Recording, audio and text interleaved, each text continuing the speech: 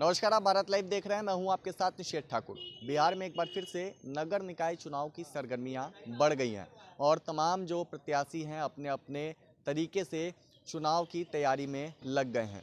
इन सब के बीच बिहार में जो पूर्व एमएलसी हैं आज़ाद गांधी, उनकी बेटी डिप्टी मेयर पद की प्रत्याशी है अंजना गांधी, और आज एक प्रेस कॉन्फ्रेंस का आयोजन आज़ाद गांधी और उनकी बेटी की ओर से किया गया। इस दौरान आज़ाद गांधी ने किस मिशन के तहत उनकी पुत्री चुनावी मैदान में है उस मिशन की जानकारी दी।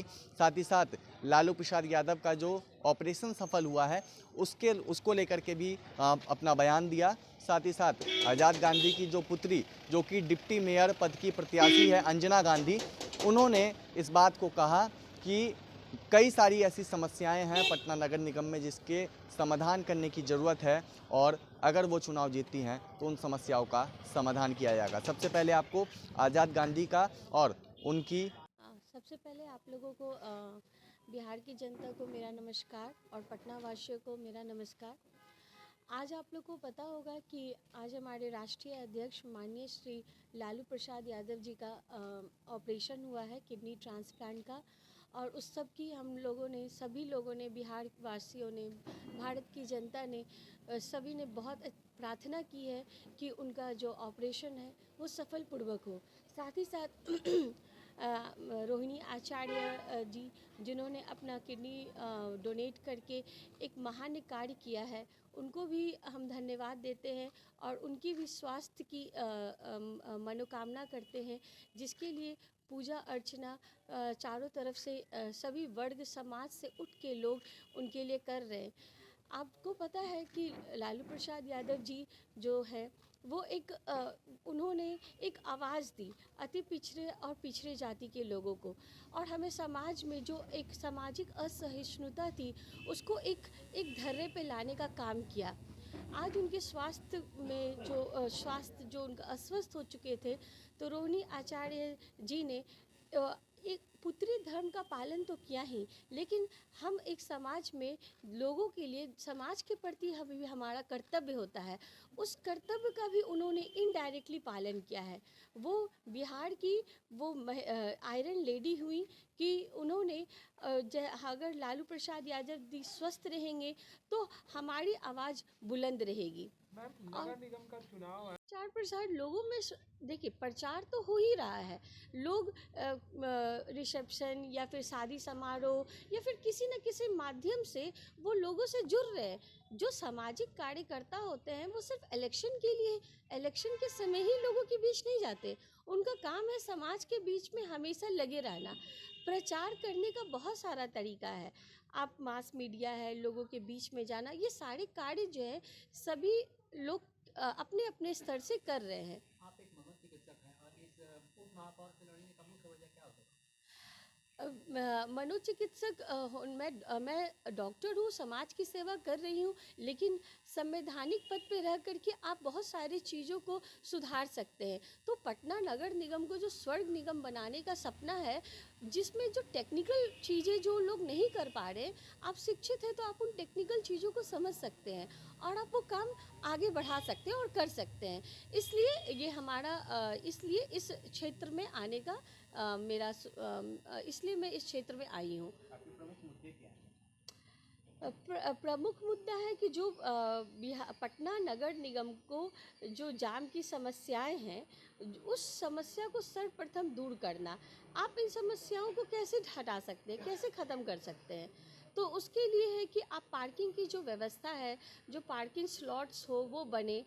फिर उसके बाद जो है कि व्हीकल शेयरिंग पॉलिसीज़ जो है उसको लाना, इन क्षेत्रों में काम करना। दूसरा है कि आप वार्ड, हम लोगों ने एक और जैसे वार्ड क्लिनिक जो माननीय श्री अमरकांत झा के नाम पे किया जाएगा। हम लोग क्योंकि जो स्वास्थ्य की जो समस्याएं हैं, माननीय तेजस्वी जी उसके लिए बहुत काम कर रहे हैं। आप देख रहे होंगे कि आजकल वो बहुत दौड़ा कर रहे हैं, जा रहे हैं, स्वास्थ्य जो बीमारी जो हुई है उसको ठीक करने का प्रयास कर रहे हैं। लेकिन ये कुछ दिनों में नहीं हो सकता। केंद्र सरकार को भी हमारी बिहार सरकार को मदद करनी चाहिए थी, लेकिन केंद्र सरकार हमेशा उस तरह की मदद जो दूसरे राज्यों को करती है वो हमारे राज्य के लिए करती ही नहीं आ रही है। तो कैसे स्वस्थ इस बीमार व्यवस्था को ठीक किया जा सके। अभी अभी तेजस्वी यादव जी बहुत काम कर रहे हैं उसके लिए, और हम भी जो है पटना नगर निगम का काम, सिर्फ लोगों की ये मानसिकता है कि पटना नगर निगम का काम है कचरा उठाना और जाम को ठीक करना। उन्हें पता ही नहीं है कि हमारी हमारी क्या क्या जो है पावर्स क्या है।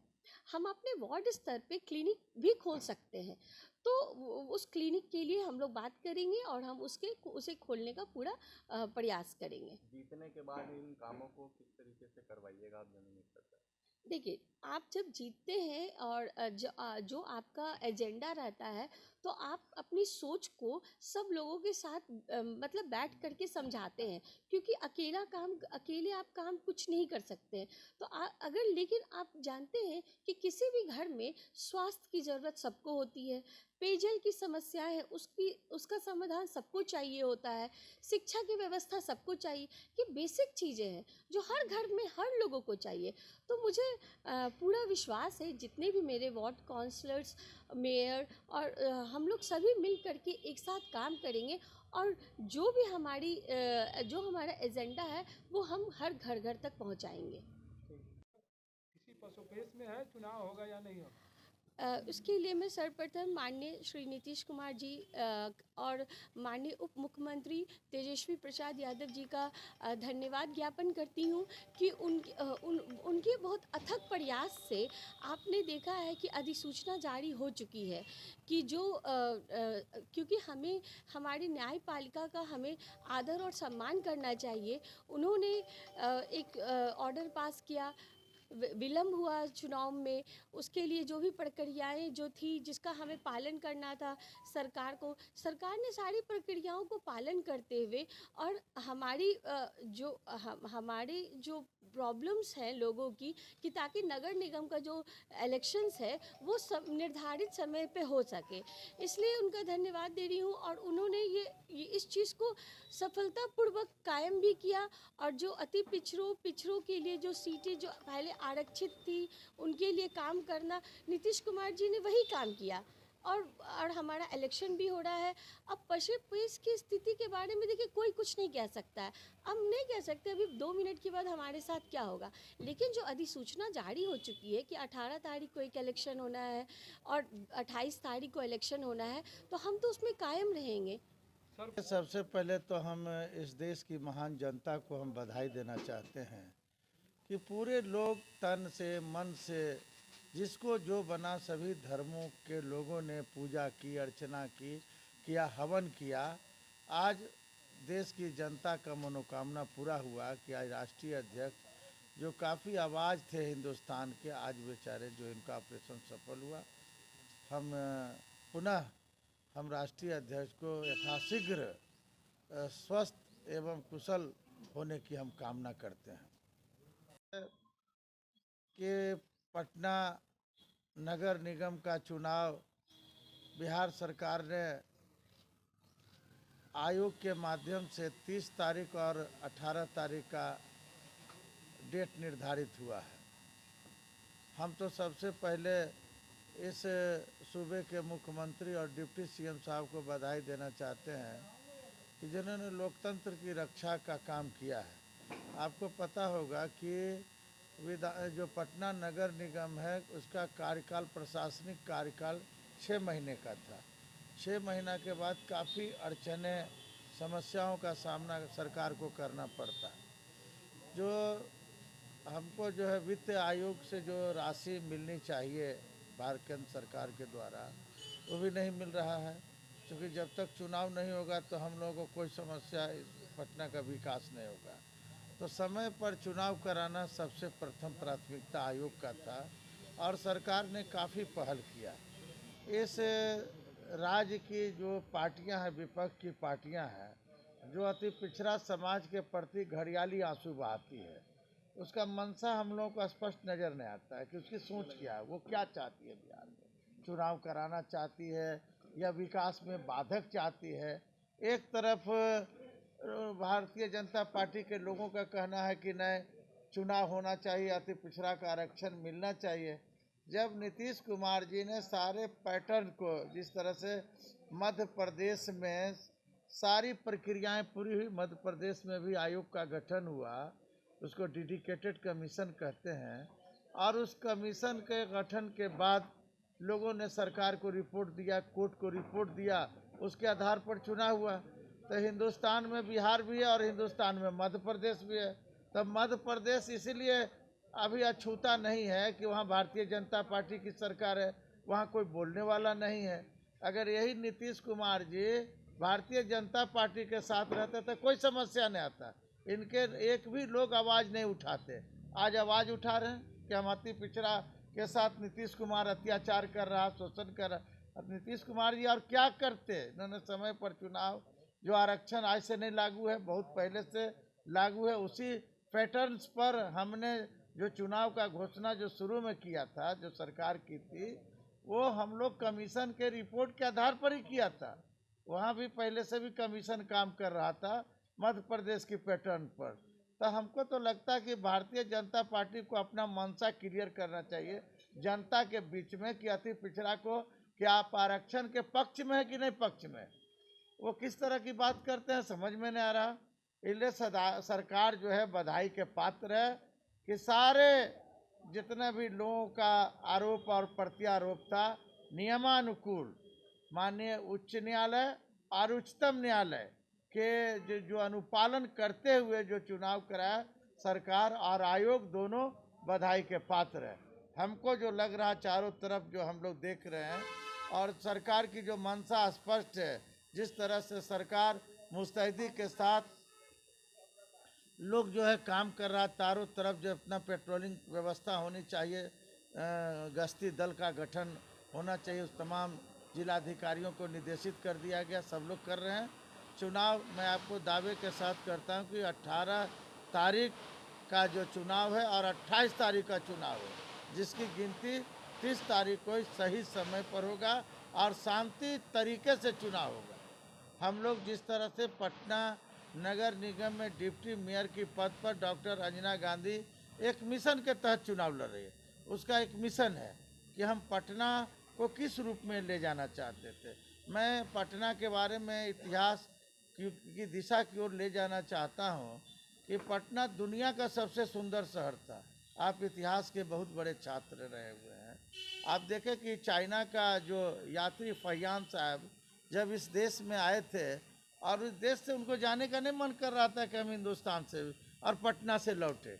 यहाँ का जो दृश्य, यहाँ का जो वातावरण, यहाँ की जो कोयल की आवाज़, जो नदी के किनारे, जो पुनपुन नदी के किनारे बसा हुआ यह शहर, फूलों का शहर कहा जाता था, उसकी स्थिति दिनानुदिन घटते चला गया। पता नहीं किसका जो है नज़र इस पटना वासियों को लगा, जो पटना की स्थिति बद से बदतर हो गया। हम तो बधाई देना चाहते हैं अपने नेता श्री तेजस्वी प्रसाद यादव जी को, जिनको नगर विकास की भी जवाबदेही अतिरिक्त रूप से है और काफ़ी मॉनिटरिंग कर रहे हैं कि पटना का विकास कैसे होना चाहिए, पटना को हम किस दिशा में ले जाना चाहते हैं। उनका पहल बहुत ही सराहनीय पहल है और अंजना गांधी जी की जो सोच है कि हम पटना को किस दिशा में ले जाना चाहते हैं। आखिर हिंदुस्तान में इंदौर क्यों सबसे सुंदर शहर गिनती में आता है? वहाँ के लोगों ने काम किया। बिना काम किए हुए चाहिएगा कि शहर बन जाए तो संभव नहीं है। तो हम लोग चाहते हैं कि पटना का भी नाम, जिस तरह से पाटलिपुत्रा का नाम आदरणीय फहियान साहब ने जो बातें लिखी अपने लेखों में, आलेखों में, हम उस आलेख को चाहते हैं कि इस सदी में, जो 20वीं सदी है इस दुनिया देश का, उस सदी में हम लोग उतारने का काम करें। पटना वाकई में स्मार्ट सिटी बने। यहाँ देखते हैं काफ़ी प्रॉब्लम है, आपने अब कैंडिडेट ने बताने का काम किया। जाम महत्वपूर्ण समस्या यहाँ का हो गया।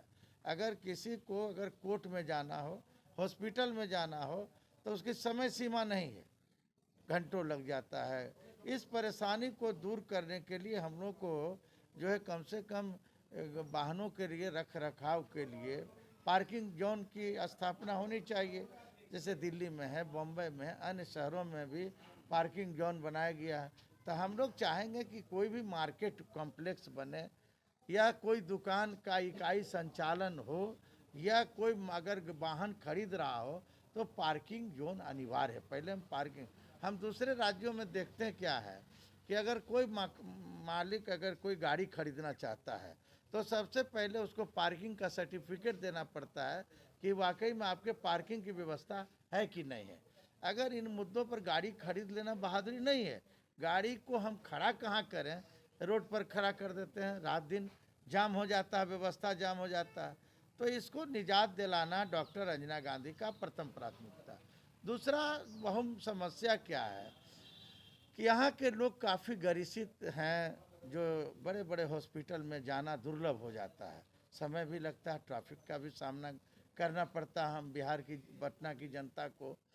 तो हम लोग चाहते हैं, हमारी सोच है कि सरकार से इस पर वार्ता होगी और यूनाइटेड नेशनल चाइल्ड फंड जो है यूनिसेफ जो है और वर्ल्ड बैंक का ऐसा स्कीम भी है कि पटना नगर निगम अगर चाहे तो जो है वार्ड हॉस्पिटल का भी निर्माण करा सकती है।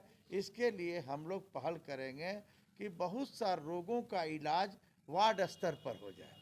उसको पीएमसीएच, एनएमसीएच या जो प्राइवेट हॉस्पिटल पटना में आप देख रहे हैं वहाँ जाने की आवश्यकता नहीं है। तो आपने सुना दोनों का ही बयान। साफ तौर पे दोनों ने इस बात को कहा कि कई सारी ऐसी समस्याएं हैं जिन समस्याओं का समाधान होना बेहद ज़रूरी है। कई सारी ऐसी समस्याएं हैं जिनका समाधान किया जाएगा और अगर जो डिप्टी मेयर पद की प्रत्याशी हैं अंजना गांधी, उनको अगर जीत मिलती है चुनाव में तो निश्चित तौर पे पटना नगर निगम का जो दशा है और दिशा है वो बदलने की पूरी कोशिश की जाएगी। फिलहाल इस खबर में इतना ही।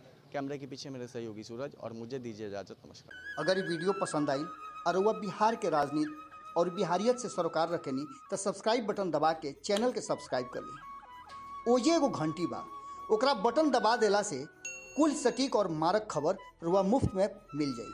अगर रुआ पत्रकारिता के हमनी के नया प्रयोग में सहयोग कर चाहतानी तो ज्वाइन बटन दबा दी।